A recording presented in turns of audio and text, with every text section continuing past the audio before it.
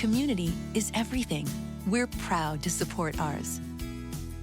Through partnerships with fellow community leaders and organizations, we're helping our neighbors access essential resources and services so we can all thrive. Learn more at bofA.com/community. I want to take you back to right before the holidays. It was a cold, soggy morning. I'm on my way to work. And I looked and I saw a young girl about 12 years old literally running for her life. Concerned, I looked to see who was behind her and saw no one. Then I panned forward and realized it was the girl doing the chasing. She wasn't chasing after a person. She was chasing after a public bus as if her life depended on it. And I can tell you, she had the type of determination that she knew the consequences of not making that bus. Maybe she doesn't make it to first hour English class. Maybe she doesn't get to school until lunchtime. But I can tell you this, that girl had the determination that Dan Campbell could be proud of. Go Lions. That's okay, yeah. I can also tell you this, that girl is going places. I'm a former high school English teacher and high school principal. I taught and educated young girls just like her. If we're lucky, she'll attend one of our world-class research institutions. But the question that I have for each of you here is what type of city, what type of region will we provide her when she returns home, if she returns home?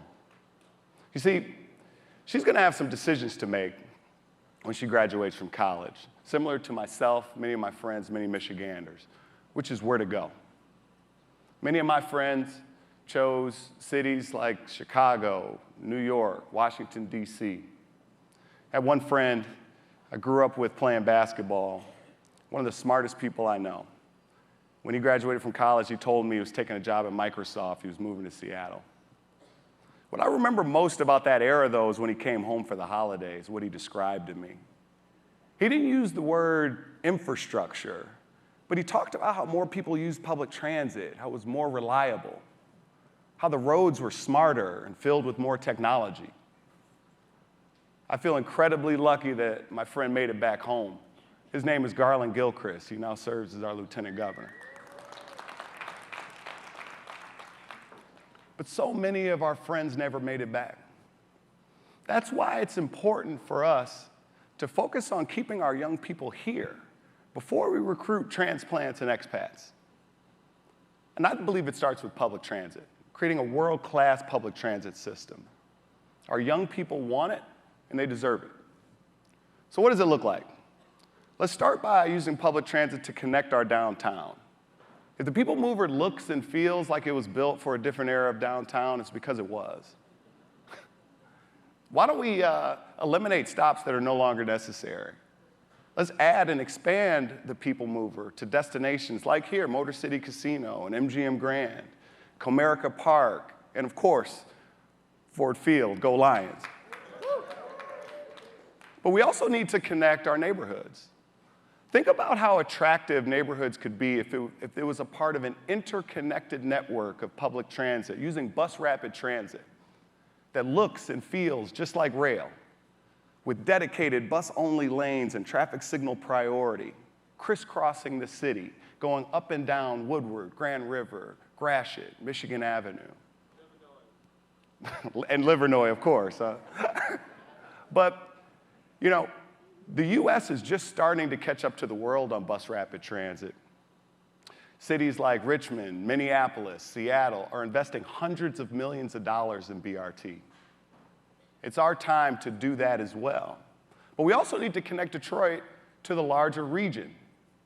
Look, there are 3 trains from Detroit to Ann Arbor today, from the Amtrak Wolverine. Let's make that 15 trains a day, adding a service to Detroit Metro Airport. Imagine being able to fly into Detroit Metro and you can get to downtown Ann Arbor or downtown Detroit in less than 45 minutes, regardless of the traffic on I-94. And let's not stop there with rail. Ultra high-speed rail to connect Detroit to the larger region.